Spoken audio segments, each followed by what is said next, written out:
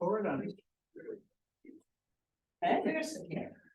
Camera's right there underneath the big lights, the big lights. Yeah, but I don't have to look at that, you are No. all good. You do not have to look out. I don't want It's looking at you. I'm not sure, I can't see it either.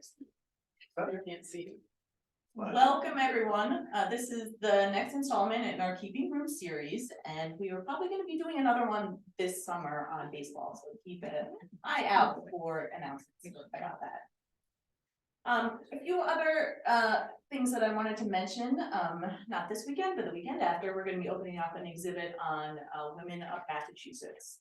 So that'll be in the Stone Store, so definitely check it out. It's gonna be there through July, so you got plenty of time to come and see it, and we have some booklets here that the exhibit is based upon, so you're all welcome to take one home with you. And then on Sunday the 21st at 4 p.m. at Bushnell Sage Library, we're going to be having a program with Diane Traz on women's history through folklore. So you are all welcome to come. It's free and open to the public.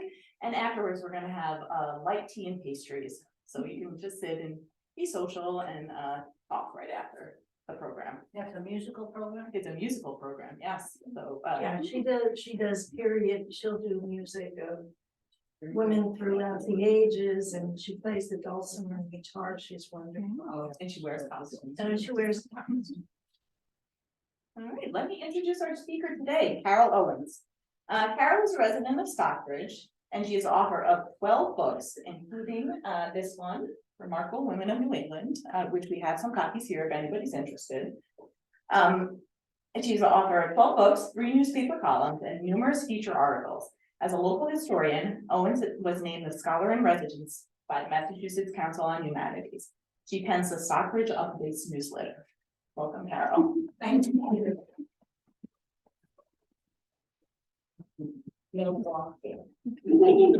Hi, this way you can see me now. We don't know how this is gonna go because as Jim knows, I'm a very pathetic speaker. I walk and talk, so if I can't walk, who knows? This book. Does that mean you're gonna talk now? It could mean anything. We're all, she said, does that mean I'm gonna talk more or less? It could mean anything. We're gonna all find out together. Okay, sir, 40 minutes, 30 minutes, okay. This book started out with quite a kerfuffle. See on the screen, it says notable women. See here, it says remarkable women. Yeah. All right. I've never had real good luck writing a book and then peddling it around to publishers. Actually, my whole writing career has been publishers calling me. Would you write the following book? So they called me and they said, and I said, what's my timeline? You know, what are the 4 corners of the contract? And I wrote the book and I called it Notable Women and I sent it in and I got a call. And this is the beginning of the kerfuffle. You can't call it Notable Women. I said, yeah, but in the 1700s, that's what the woman would have called it. They would have called it becoming a notable. Oh, she didn't hear it. She said, here in the 21st century, we have a series called Notable Women.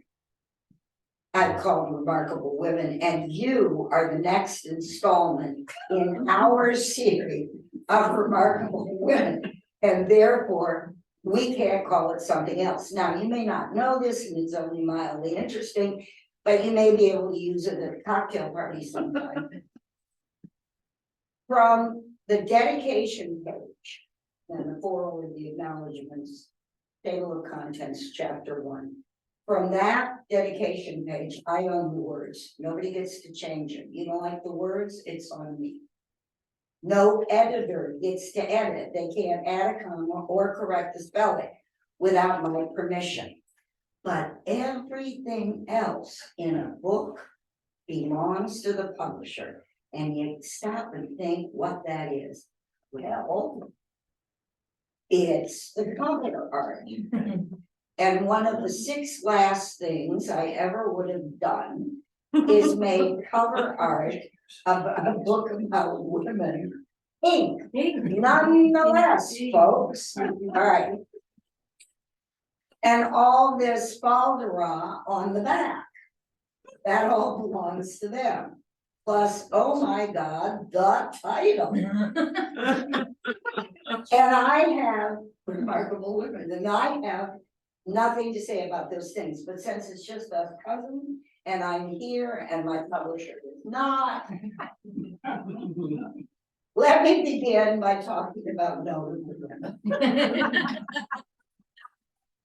In pre-Revolutionary War America, in the colonies, a young woman kept a diary, not unusual, and there's an entry in her diary that says, and I quote, "I want nothing more than to become a notable woman." Now, here's why I wanted to call it notable, not remarkable. Sitting here together, if we think of notable or remarkable women, we think of Ruth Bader Ginsburg, Hillary Clinton, Madeleine Albright, Nancy Pelosi. They may be Republicans, but I don't know who they are. And what we think of is women who speak in public, have a degree of education, and by gosh, maybe a degree of power, and they have position. And that's what we need.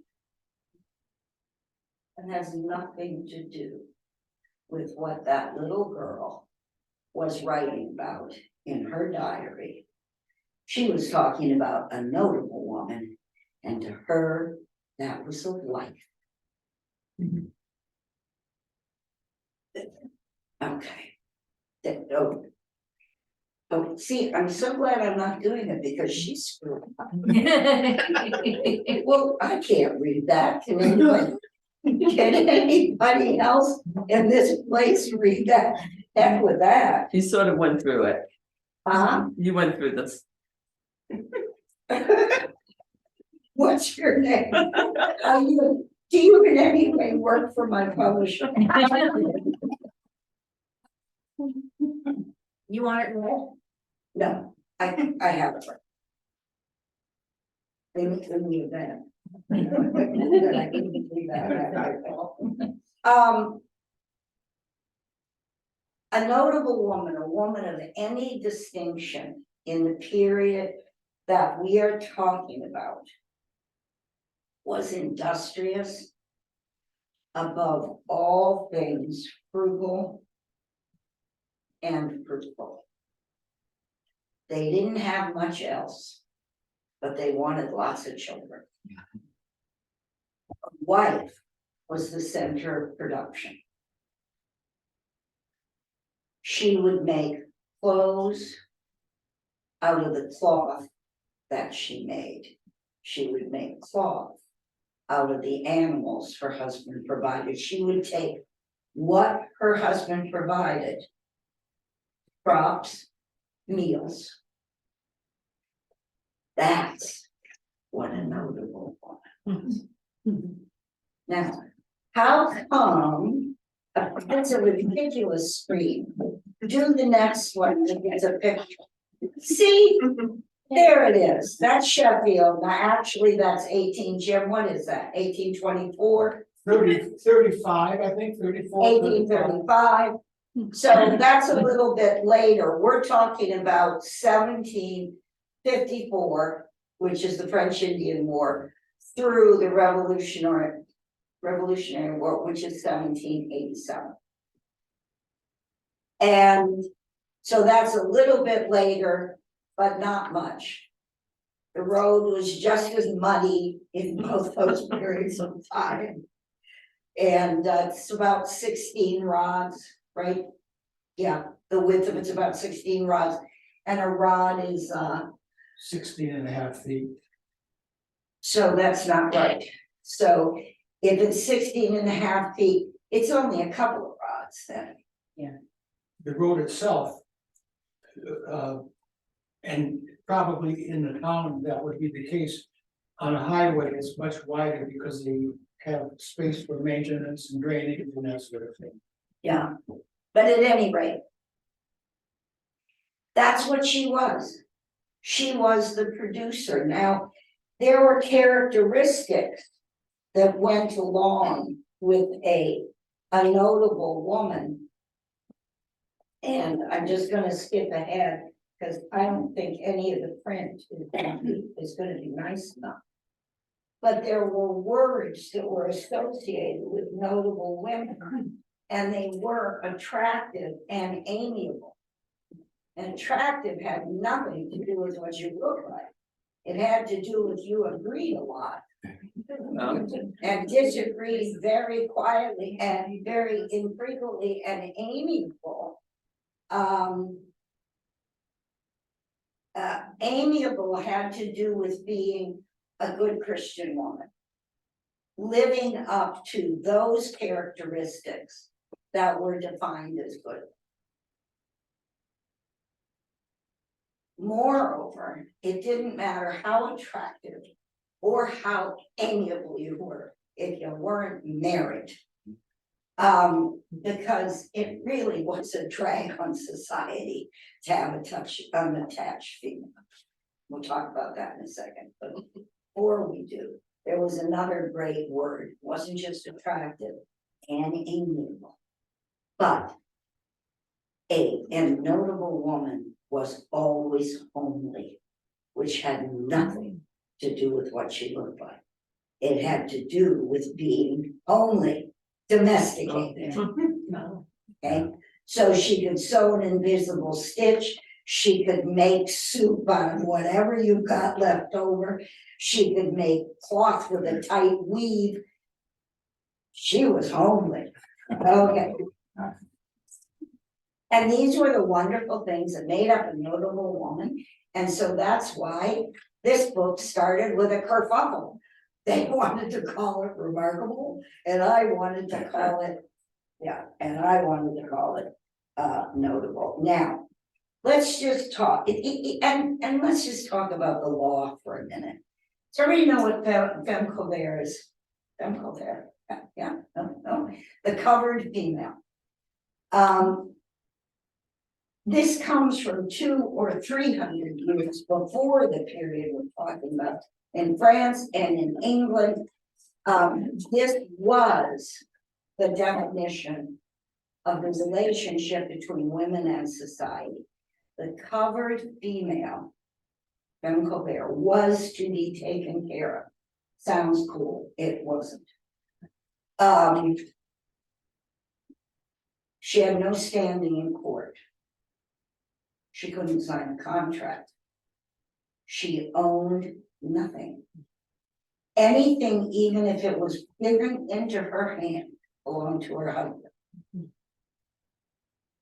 Because she was the covered female, and in exchange, what did she get? Taken care of. What's the bad news? In whatever way he thought was a good way to be taken care of. You know, it was the 1970s before we could sign a mortgage or a credit card application without a cosigner. I remember running around getting cosigners. Okay. So that was femme couvert, and this woman clearly didn't need any legal rights because somebody else was taking care of it for her. Now, if you can't hold office, vote for an office, speak in public, go into court, ask for your rights, but you didn't have any to ask for, and therefore you didn't have to go into court for any reason. If you can't do any of those things, how the heck did I find anybody to write about? To write. More than that, as a researcher, let me tell you my biggest problem. They didn't have names. A woman's name, and I'm going to tell you some women's names before this speech is done, but a woman's name was only used when she was baptized, on the day she married, and on the day she died. Otherwise, she was somebody's daughter, somebody's wife, somebody's mother. She was Mrs. John Jones. and you're a researcher and you're trying to trace the story of someone's life. And you don't know whether it's Abigail or Samantha or Constance or who is it? And in that context, I think it remarkable.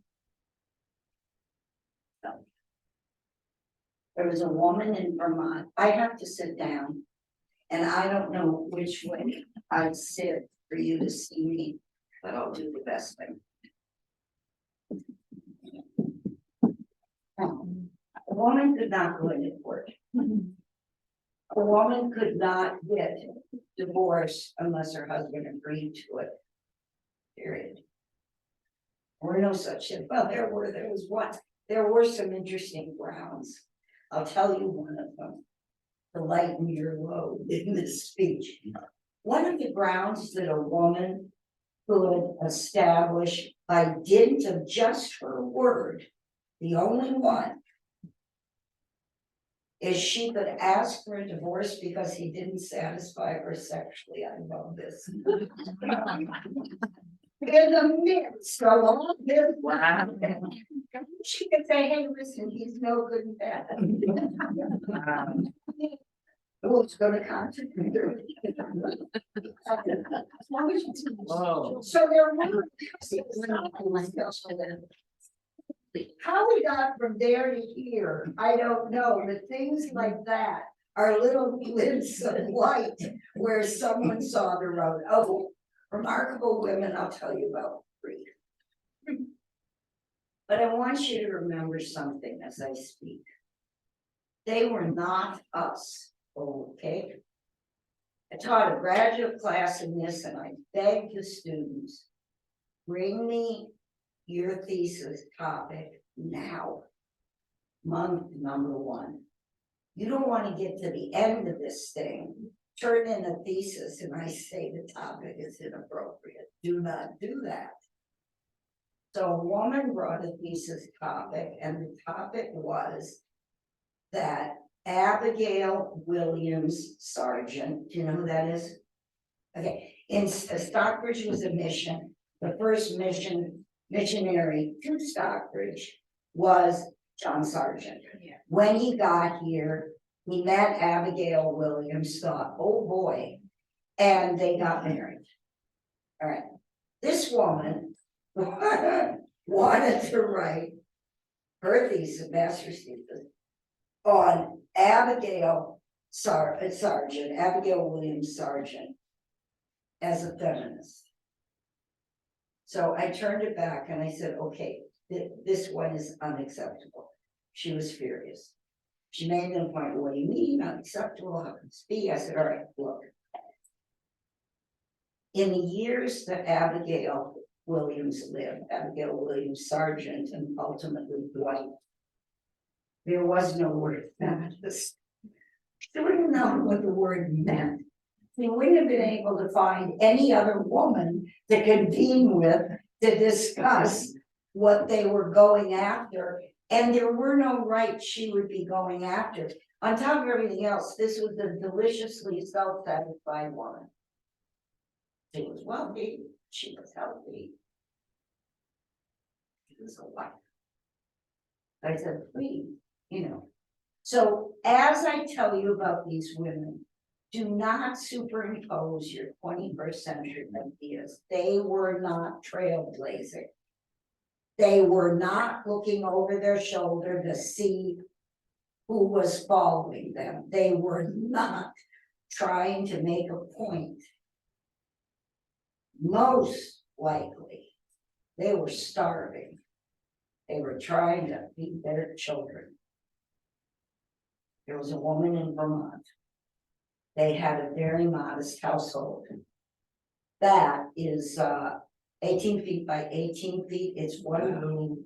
It has an all-purpose table in the middle of it. You may want and a big fireplace on the back wall. Okay. So where'd they sleep? Well, there was a ladder against this side wall, which they climbed up, and from the exposed beams, they slung hammocks. I don't know how anybody ever had any children, but if they did, and they needed additional bedrooms or additional space, they added another 18 by 18 foot square on the other side of that fireplace, knocked out the bricks, because that fireplace was the source and the only source of light, food, and warmth. You didn't have a room without a fire. Okay, so that's where this Vermont woman was living. And outside that house, they had 5 cultivated acres. Not a lot, they were not going into the grocery store business. And a cow. Now, the problem what she did was remarkable. And the reason that I wrote about her is because she went into court and insisted upon being heard. And since she was one of the first women who ever did this, they didn't know what to do with her, so they listened. I mean, it was, oh my God, I mean, this was so shocking. The reason she was forced into court was that her husband was an alcoholic. And remember, the woman owned nothing. Anything that came into her hands was the property of her husband. And what she wanted was to own that cow, because there was very little coin in the colonies. Very few people had any money at all. Primarily, things were barter. They said in Sheffield that one of the reasons you had no whorehouses when you first settled, because whorehouses were very prominent in Springfield, in Boston, in other places, is here in Sheffield, you had absolutely no discretionary income. So what were you gonna pay her with? All right, so a cow and the products of a cow, I can't even begin to tell you, were so valuable as barter. Milk, churn the milk to cheese, kill the cow, cut it up, and sell meat. I mean, there were so many things. She wanted control of that cow, or he would drink all the profit from that cow, and her children would starve. That's what forced her into court. She was hungry. Now, we don't know whether or not she won. It's dumb luck that we know she was in court that day. It doesn't appear from the written record that I had access to that there was any decision at all. But the only way you can trace it, thank God I found her name, was to trace the divorce records, because it seemed to me the next logical step was she'd say, I want the divorce, which she did. You know what he did? He went over the border into New York. He wouldn't grant her a divorce, he wouldn't answer her, he wouldn't do anything. So there she was, she can't write a contract, she can't do business. There has to be a man to intercede to do business. She can't do it, I don't know what happened anyway. But on that day, she was beyond remarkable. I mean, what she did in walking into that court and demanding ownership of that cow, what was tantamount to the courage it would take you to go up in the spaceship or something. I mean, I can't even think what the equivalent would be. Now, you should find another picture, because I discussed that one. We could discuss another one. Oh, yes, dear me. Well, the reason that picture is in there is we weren't dealing with great comfort and luxury as we're approaching these issues. But let's deal with a woman who's a little higher up on the economic scale. See what we've got next. I'm going to talk about spinster, wife, widow, but I'm not going to do that till the end. Okay, good. That is an upper middle class house. during the same period. Compare it to the other house I showed you. And that house is something that was called a strong house. So look at elements, okay? Look at the fence or some, whatever kind of boundary that is, it comes right out from one side of the wall. And then look at the whole property, if you look to the left, the whole property is surrounded. That house still stands, friends of mine live in it. Doesn't quite look like that, but that's all right. It's the same house in the same spot. And the interesting thing is, it makes one of the elements that makes it a strong house is the wall. Another element that makes it a strong house is in the basement, there's a cistern. They cannot, whoever's attacking it, cannot keep you from your water source. It's in the basement. Okay, so that was a strong house. And I picked a period, 1754 to 1787, which is a war-torn period. And wars in those days happened in your front yard. That's why they had strong. And one thing always to remember is the single standout reason that we won the Revolutionary War. The single most important is the French-Indian War. Because the British and the French came and trained all of us how to fight, gave us weapons, told us how to build a strong house, so we could fight for them as the American, the colonial part of the French-Indian War, which primarily was going on in Europe, but you know, and boy, when we wanted to fight them, we knew how to do it, we had the weapons, we knew what to build, and most important, we knew how they fought. All right. This woman lived that nicely, but not always. Her name was Anna Dix, D-I-X. She lived in South County. On a day when my leg doesn't hurt, I remember where she was born, but this isn't that day. I'm guessing New Marlborough, that could be wrong. She lived in a pretty undeveloped part of South County. Her father was a farmer, her mother died young. And that's something else for you to remember. You outlive your men. Not in the 18th century. You would have 3 wives. And you know why you died? Pregnancy. Okay, so a man's life was 3 women's worth in this time. His wife died, he found another wife. Remember, she was the center of production. The days when she would be a partner, the days when a man would marry her for sexual reasons or for fun or for great conversation, had not arrived. The guy needed a wife. He didn't know how to shear the sheep and make the wool and get a sweater or a jacket. She did. Okay. So if there was any equality at all, any quid pro quo, it was in their respecting what each of them could do. All right, so Anna Dix is born in an undeveloped part of South County. Her father is a farmer. She's got a couple of brothers who are younger, sadly, because once her mother dies, the oldest female in the household takes over the obligation until another wife is found. So she's 14, 15, 16, doing her best, and whatever else she was doing, she gets knocked up. Now, it's important to understand that there were fornication courts and fornication trials. Fornication was against the law. The only people tried and convicted of fornication were women. The men said, it ain't me.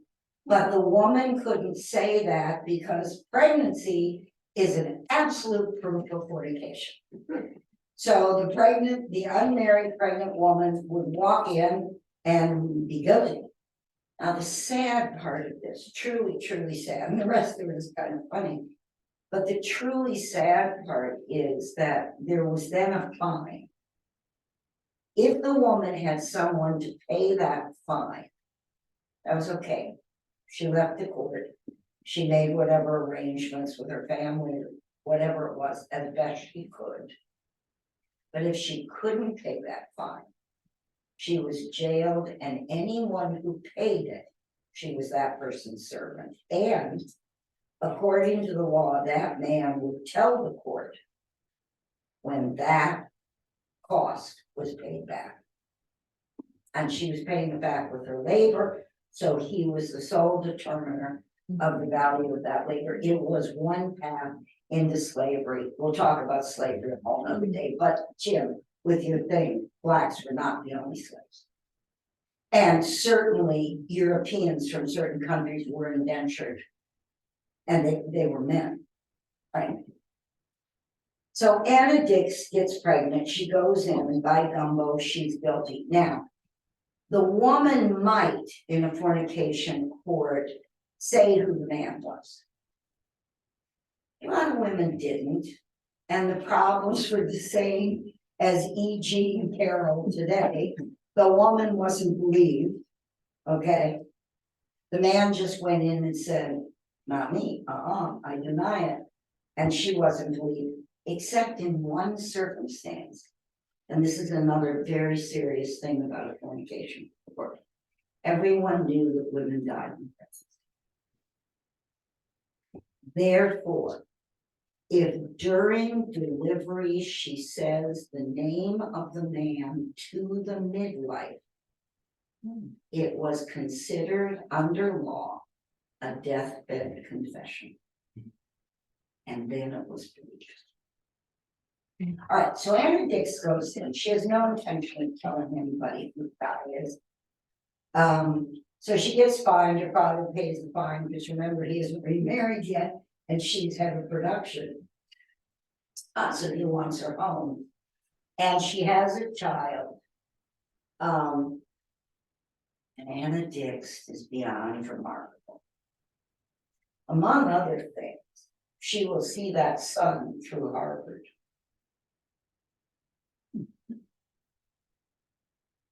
But at any rate, she finds finally a much older man to marry her. His name was Sam Bingham. I don't know how she met him because he was from Great Barrington, and that was the world of distance in those days. Nonetheless, she does. He marries her. He takes her child into the household, which is all he does, but that was plenty back in that day. And he owns a store in Great Barrington on what you would now call Main Street. And it's okay. So she's Anna Dix Bingham. In 1773, they do move to Stockbridge. I guess that's what we were celebrating last night. And they buy a house on a corner, which she calls her Big White House. That's Big White House. That's not the house, but it's reminiscent. And in the back, there's a blacksmith shop now, and they buy it from a widow Brim something. I've forgotten the rest of her name. At any rate, she now leaves the story. Anna says, "You're a shopkeeper. You're not a blacksmith." So they turn the store behind the Big White House. Turn the building behind the Big White House into a store.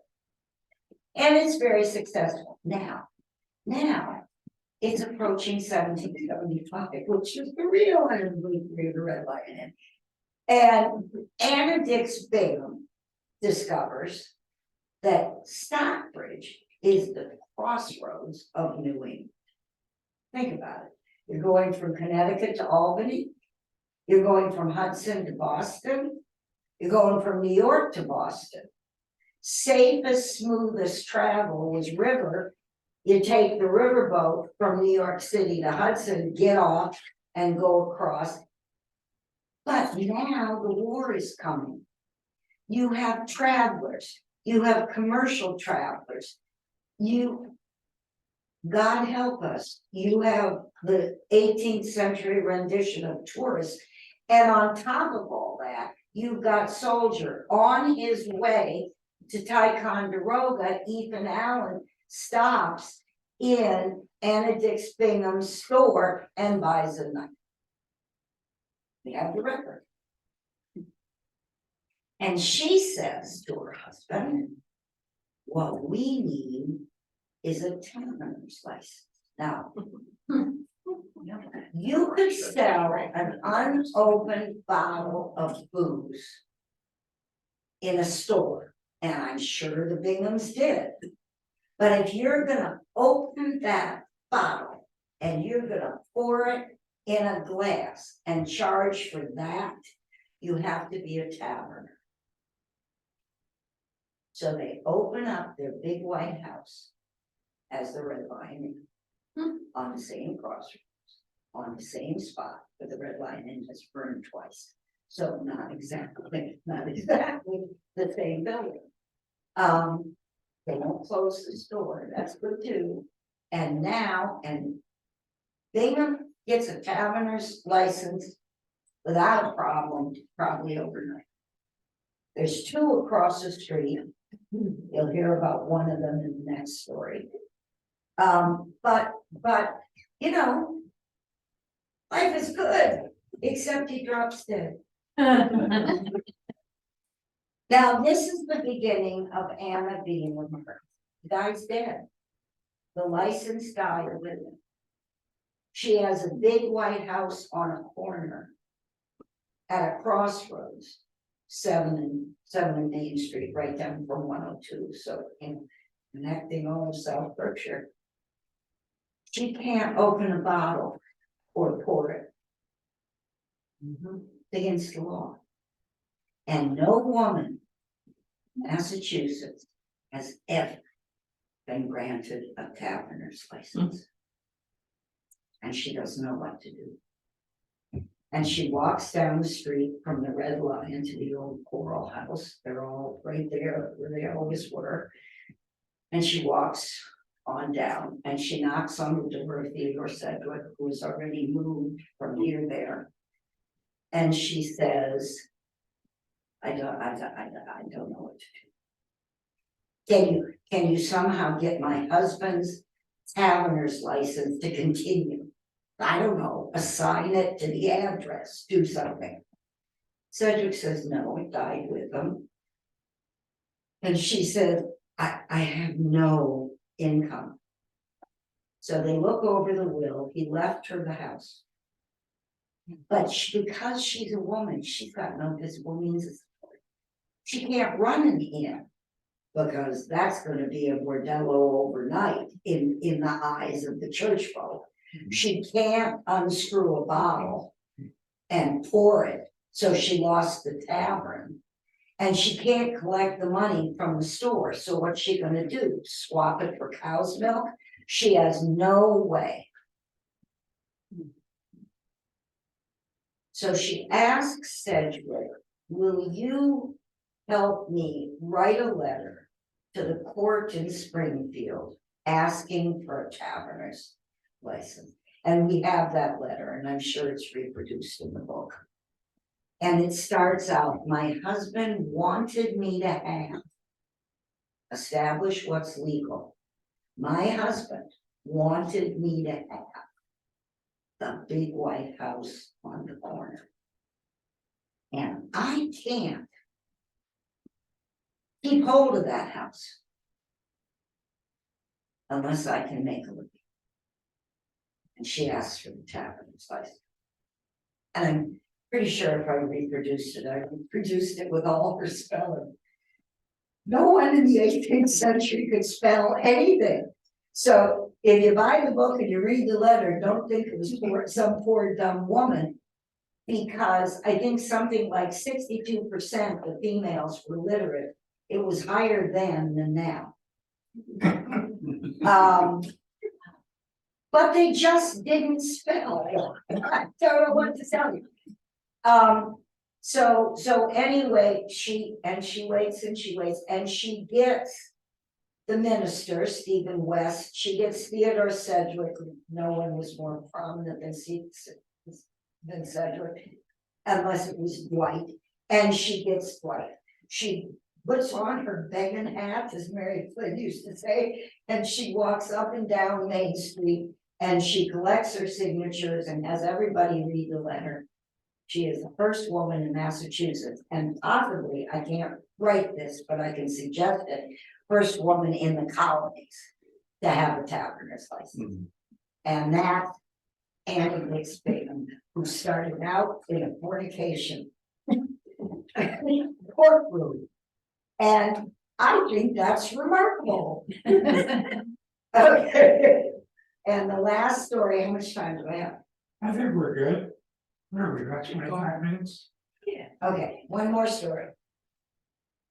And then I'll tell you, if you had to pick what to be in the 18th century, did you want to be a spinster, a widow, or a wife? We'll talk about it. All right, so the last story is a woman from Sheffield. She was a young girl. She also had two brothers. Her father was also a farmer. When you compare their wills, her father was much less financially substantive than the man she's about to marry. I think it was almost on a ratio of 4 to 1. So I think he was doing okay. But her father. Anyway, the Sheffield farmer was named Dean. His daughter was Lavinia. His wife died. He married a second woman, and she didn't want his children. Period. Get him out of my house. She got pregnant with a child of the marriage. She didn't want those 3 kids. That's an interesting moment in Lavinia's life. Because Farmer Dean does as he's asked. Wife Rachel does as Rachel asked. And he makes them foster children or adopted children or, I don't know, in John Fellow's house. And that isn't just a step up in Sheffield.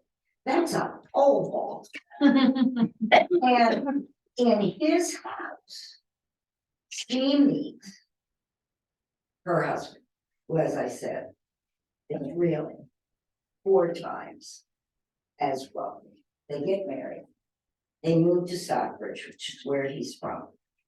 He has, I've forgotten how many acres, call it 300 acres, on 183, if we were in the car, I can point. And we had 2 cisterns. They had 2 barns. They had a kitchen garden, plus the plowable fields that he could sell stuff. She married up. And her house had 11 rooms. That's the size of that house. But find another picture, whatever it is, so they looked at that one. Oh, see, that was the picture that was supposed to go with Anna Dick's Bingham and the Tavern, right? And if you push one more, yeah, keep going. Okay, that's a tavern in Lee, right over the Stockbridge line, which actually is still there. And the reason for showing 2 taverns in a row is because it was like a Motel 6 sign. The architecture told the stagecoaches this isn't him. They copied the architecture. All right. So Lavinia is doing fine. Everything's going well. She's having her children. She is amiable and attractive. They write about her. She's a good church woman. Stephen West recognizes her. This is big stuff. And it doesn't hurt that she's wealthy, which could be one of the reasons. But she also is a woman who really never argued with anybody. Not her husband, certainly not the minister, She's amiable in that sense of the word. Now, the Revolutionary War has started, and you may or may not know this. This was a country of farmers, and if they were conscripted, is that the right word? If they're, whatever the right word is, drafted, I don't know. They would go in and they would fight, but we're talking about weeks. And then they go back home. And they go and they sow their fields, and then they go and they fight a little while, and then they go back and then water the crops, I don't know, whatever, I'm not a farmer. And they would go back to reap the harvest. They would go back and forth, so her husband goes, and more people, this, more people were killed during the Revolutionary War from smallpox and other diseases than from getting, shot with a musket or something. And he contracts something, we really don't exactly know what. It's 1776, it's December, he's home. He didn't claim his coat allowance, which was another indication that he was a wealthy man, or boy, he would have done that those days. And he walks from the property on 183, remember I promised you another tavern, to the tavern that was across the street from the Red Line. That was his choice of tavern. And he runs up a bill. He's not feeling so well. He runs up the bill, doesn't pay it. Walks back home, crawls into bed, and dies. And in the first week in January, Lavinia, remember Lavinia, walks the same walk, goes in and pays the tavern that unpaid bill, which is another way we know this was a financially stable woman. Okay, now, well, all this is going on, and it's still winter, and in Stockbridge, we had a thing called the post office tree. It was an oak or an elm. It was an oak or an elm that was right outside of the post office. And the post office was on what they called Plain Street, and what we call Main Street, about diagonally across from the red line. So there's two taverns and a post office across from the Red Line. And on the post office tree, they bang in an important notice. That's where you said where select board meetings were. That's where you said a lot of things. And this one says that they hired a schoolmaster. His name is John Fisk. And it's warning, these are the leaders of the town, which would be the deans of the church and the select board. And it's warning townsfolk never to speak ill of a teacher in hearing of your children. Never allow them to speak ill of a teacher. Don't go to a school board meeting today. And that's what because we have hired someone, we hired John Fisk. Who is John Fisk? John Fisk was a soldier in Connecticut. He gets done with 2 years of fighting. That means he was the real deal. He was a professional soldier. I'll tell you later what he did if I have enough time as a soldier in the war. Now he's done with that. Now he wants a civilian job. He applies for the schoolmaster in Stockbridge. He's literate. He's well turned out. He was responsible in the army. He's a Revolutionary War hero, honorably discharged. Boy, they hire him. Now remember that 11-room house? She doesn't have anybody in it. He doesn't have anywhere to live. So she offers him a room in her house. And the rest of the rom-com. So now somebody goes to Stephen West, to the minister in the Congregational Church, and says, we have heard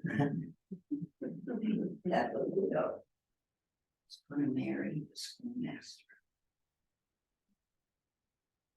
Now, what in the world makes Lavinia remarkable? What? Oh, she doesn't. That's what. No, He's intent upon marrying. Oh, he's quite the catch. You know, historians do like, dislike, and fall in love with historical characters that they've never even seen a picture of. I was in love with John Fisk, truth. Now, this guy is fabulous. All right. So, and besides, she's pregnant. So she's gonna stand her ground. And the minister, Stephen West, calls her in and says, the deacons met.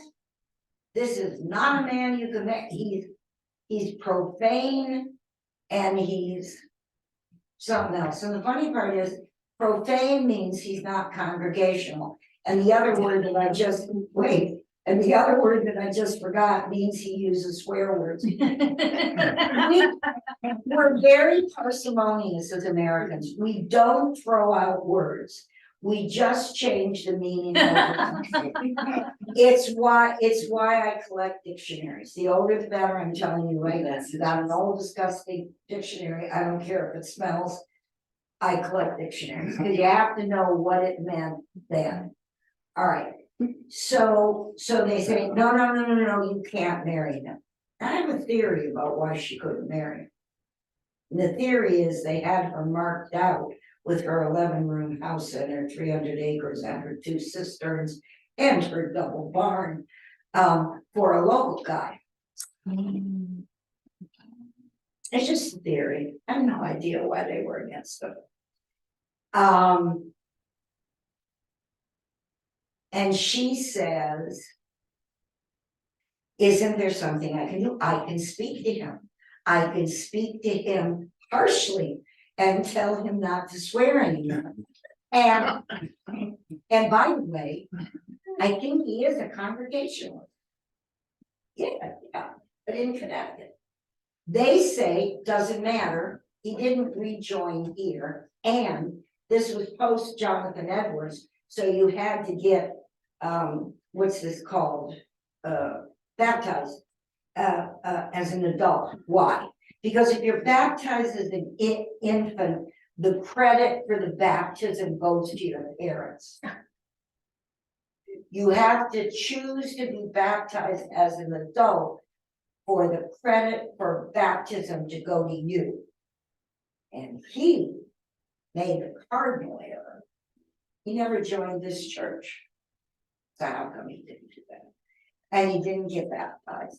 And that's the profane part. And whatever the 18th century word for you swear too much is, he was that part too. Okay, so they say no. And she marries him anyway. Good. No, not good. She is now excommunicated. Now, this is serious stuff. If you were excommunicated, it's not just you lose heaven. You lose all your friends in this world. No one will talk to you. So you don't get to go to heaven, and you're shunned here. Now I have a question. How come this guy was good enough to be hired as the superintendent of schools and the main teacher of the children, but somehow was not good enough to marry a widow or anything? And that's why I think there was a lot of economic stuff going on, but there was also political stuff. I'll give you a little look into that. Would you please tell me how much time I have? He never wears 5 minutes? It's Okay. 3:58. Oh boy, did I pick the right. Yeah, right. I will tell you this quickly, and then I'll tell you how it all came out. There was a political divide in Berkshire County at the time. The constitutionalists and the anti-constitutionalists, which have nothing to do with what you discuss. It had to do with there was a Commonwealth Constitution. But it had all the king's men in the jobs. It had all the rules that what George says goes. Yeah. Now they wrote to Adams at the Continental Congress in Philadelphia and they said, do we throw it out? Do we rewrite them? How do we conduct government? That constitution is not cutting it. We're at war with those guys. All right. Adams says, I'll get back to you, unfortunately. So the minister in Pittsfield, Thomas Allen, sets up his own court. They held court in taverns. Everything went on in taverns. Okay. And they were sort of in the process of writing their own. Eventually, Adams gets back to them and from the Continental Congress actually sends them a sample constitution and says, now do this. And whether or not he read the Sheffield Resolves, we don't know, but it sounds familiar. Anyway, so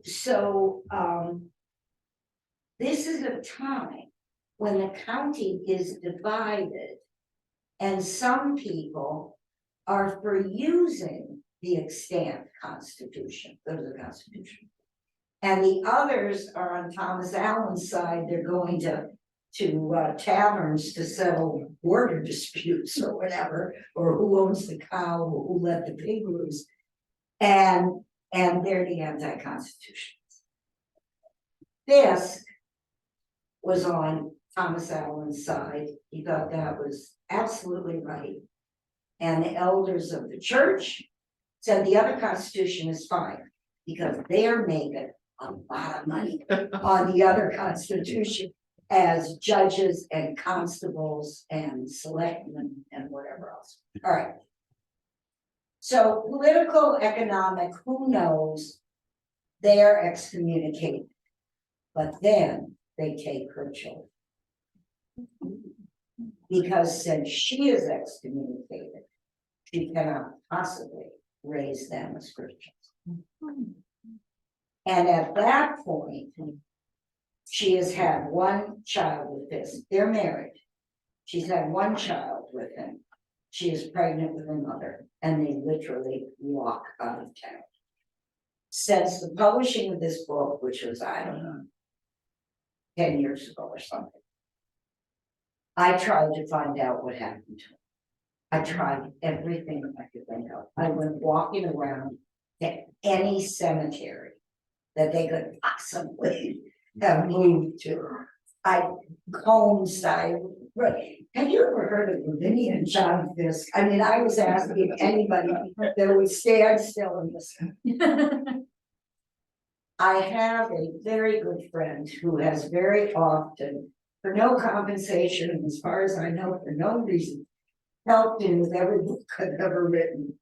And he called me up one day and he said, I found John. All right, this is the end of this lecture. Now I will tell you what he did during. In Connecticut, in Berkshire County, they were not prepared for this work. They had jails. I had lots of so that could have broken out. They had people that just walked out of jails and said, I'll see you tonight. Are you serving dinner? You know, and went on about their, it was a laugh. So that when they started arresting the Kingsmen, the Tories, someone had to march them to Albany, where there was an actual prison. That was John Fisk's job. He was a keeper of the prisoners, and I'll tell you what made me fall in love with him. When he started in Connecticut and started the march to Albany, which is how he knew about Stockbridge, they had to go through it, and how he heard about the teacher's job. And marching through Stockbridge and all that kind of thing, people were not sympathetic. And they would say, you're a good man and you're a good soldier and your uniform, and you can come sleep in the house, because you didn't get to Albany in one day. Walking, you got to Albany in several days. And they said, but those are British, those are Kingsmen, they can't stay here. And John Fisk would say, I stay and they stay. You feed us the same in the same quarters, or we have to keep marching on. And he was a very attractive fellow, weirdly, from all the stuff that happened in his life. And they let them stay. And his proudest thing We'll see if I cry or not. His proudest thing was he delivered every prisoner alive. That was not what was going on in America during the Revolution, but that was the thing he was proud of. Now, my friend found him, God knows how. He died in Canada. They had an 11-room house. And she had the exact same number of children that they took away from her in Stockbridge.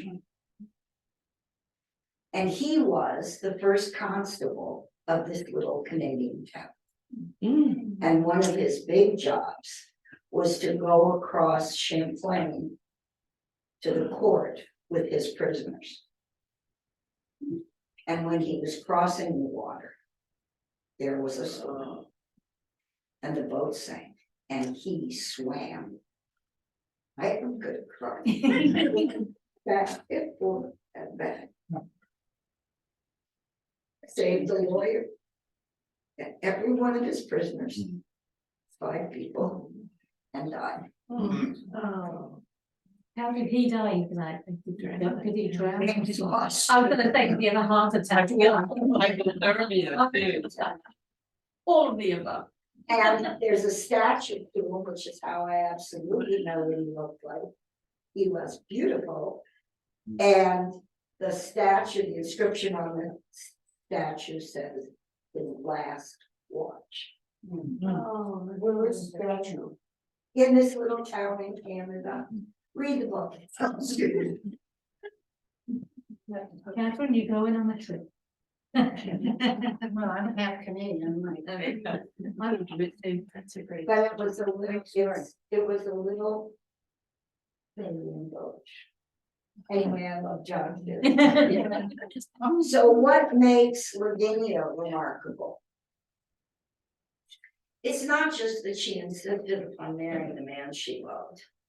She stood up in that church, which was utterly foreboding, and spoke up. And her piece. Yeah. So there you are, Thank you so much. 3 18th century remarkable women.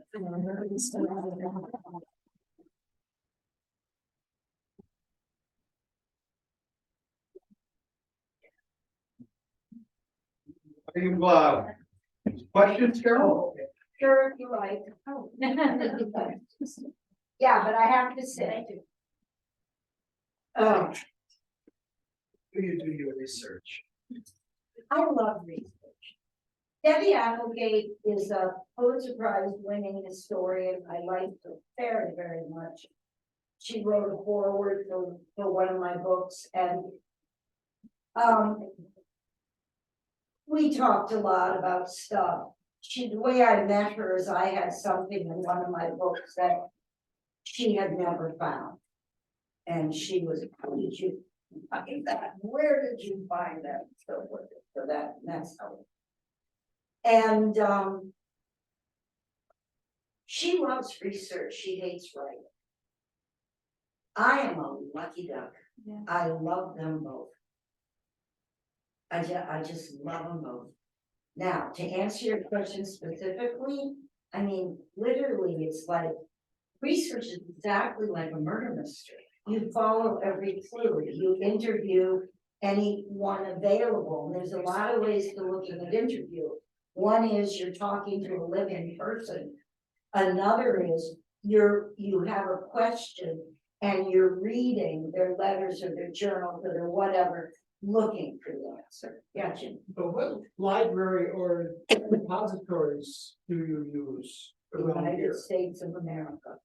Okay, I mean, I always start with the Athenaeum. Partly because my best girlfriend was, until she retired, the local historian, whatever her title was, the director of the local history. And granted, we were very tight, close friends, and I'm sure she went an extra mile for me, but oh my God, that's what you have to find. Yeah. You have to find and cultivate partners in research. You're not gonna be able to do it alone, no way. I still would be looking for John Fisk. you know, if it wasn't for that darling man who helped me, anyway. But then you gotta track it all down and just be a little bit of a skeptic, okay? It doesn't, somebody wrote it down, I write down lots of stuff. It doesn't mean that everything I wrote down is absolutely correct. You know, I may have made an honest mistake. Some people make dishonest. Seriously, no, you know, you fall in love with your work, you fall in love with your solution. It doesn't prove out to be right, you don't want to tear out the last 40 pages. But you tear it, last 40 pages. You owe it to something. But don't necessarily believe anybody and track everything. And one of the reasons I stopped teaching is because we're raising generations that don't know stuff that you can't not know. And one of the stuff they don't know is what's primary source. You have to know that. And if you're one step off primary source or 2 steps off primary source, you got a lot more work to do. You know, and you have to know that. You have to, you know, you have to. Now, I'll follow it anywhere. Now, it used to be very expensive and very rugged. I was sitting in a library in many miles from here. Because I knew they had a collection. So I knew they had a booklet, an explanation for that. And I found what I wanted. And there you are, 1,000 miles from home, with nobody else around, sitting in a hotel, and eureka! Right, and there's nobody to tell it. And you can't jump up and shout. They frown on that in research library. So I was running outside and I dialed a coworker. This was about Benford Hall, and I was working with Tiasha Sprague. And I called Tiasha and I'm yelling into this phone, I found it. And what I found was a catalog with every piece of furniture and the room it was placed in a catalog, because they were closing the house and selling the interior, and I knew it was somewhere. I knew he'd sold that stuff. It was the son, Junior, that had sold it. So I knew one thing, right? And it could be a sentence. It could be one sentence in a letter. I got my price when I sold the contents, you know, but then you gotta find it. So I found the doggone list. So then we could go room by room in Benford Hall and say, this is exactly the pieces that were in this place. Yeah, it was fun. So I'm running outside and I'm yelling into this. The poor Tiasha Sprague, and she said, calm down and tell me what you're talking about. Well, but you have to follow it. Now it's way easier and way cheaper because you can follow it on the internet. But nothing beats people. Even if you think you found it on the internet, follow them up. Say, what do you do there? I saw this reference. Do you have it? Can you get it in your hand? Can you mail me a copy? Can you, what can we do? And don't trust anybody else who's doing it. It's a bottle of it, or it's a big waste of life. Can I ask a question about researching people who've lived in my home? And Where do you live? actually false. Yeah. So a question just about women of that Oh, sure. 1758, perhaps. So there's a woman in 1758, she becomes a widow and she has a child, a baby. How many months? Infant. And Okay. and so I know through probate that the guardianship of her child goes to her, well, whatever. But anyway, my question is, Okay, here's you the made an assumption, it's not true. okay, well, Carry on. let me, my question is, she's 19 years old with a baby, and if she's a widow, where does she go to live? She doesn't get married for another 5 years to her second husband. would she go home to her parents? Why do you have to go? Would she Oh, live alone? whoa, What becomes of her? Like, is she allowed to live home alone with a baby? you had three choices during this period, and this is where I always end this lecture. You get to be a spinster, a wife, or a widow. If you have your choice, a widow.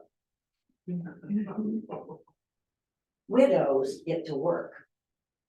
Widows own things in their own name. During this same period, the richest human being in Pittsfield, Massachusetts, was a widow.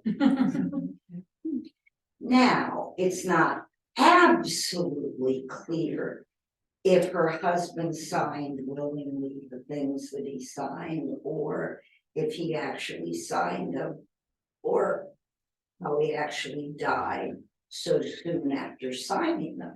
But what is clear is you got to own things. The best thing to be during this period was a widow, and it's a really good thing that the men were too arrogant to figure this out, or they would have been worried about their suit. Yeah. A wife was a femme colvert, it's absolutely no fun, and a spinster was a weight on society. You know, the joke about spinsters is she had the chair with the back to the fireplace, so that her back got too hot if other people were comfortable. The comfort and convenience of a spinster was of no interest to anyone. I mean, among second-class citizens, you were third class. So you couldn't inherit from your parents if as unmarried woman? Well, probably not. The widow could, but the spinster couldn't. Why not? Both are women without a man, because the spinster has no respect.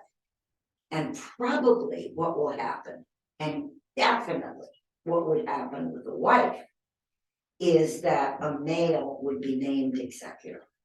And then if you look at the history of good old, what's his name, Melville, the thing that made his childhood a nightmare, the whole thing that made Melville who he was and what he wrote, is the fact that his father's brother was the executor of the estate when he died, and he was horrible to Melville and Melville's mother and Melville's brother and whatever. Just horrible, you know, you just going hat in hand begging and no So- control over where you live or anything. You made too many assumptions. So is it socially acceptable for her to be living alone as a widow with a child? Sure, you betcha. Okay, I didn't know. Sure. And you made another assumption that you have to check out. Now I forgot the words you said. I pointed it out the minute she said it. Do you remember? Oh, it's my probate records. We were talking probate and no worries. Okay.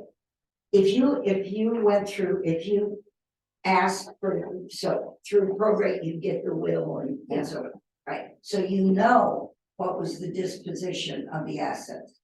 Were they left to somebody else? What made you think she'd leave the house? I think the assets passed to her child. Of course they did. Yeah. But she's the guardian. That's like if the king died, She had to be appointed guardian. let's in say court. Charles, yeah, that's fine, she would have been.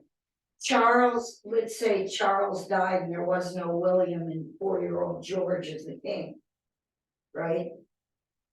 He would have a guardian, that guardian would rule England. She was ruling England.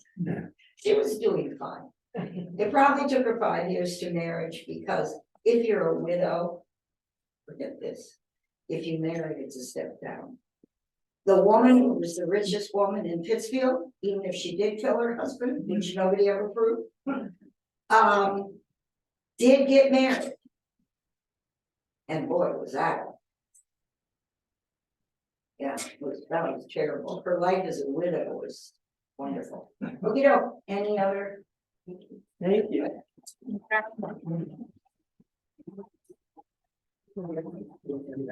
Thank you so much. If you are interested in the book, Carol can sign it and we have some refreshments right back here. And thank you for coming out today, everyone. Thank you for having us. People were thinking-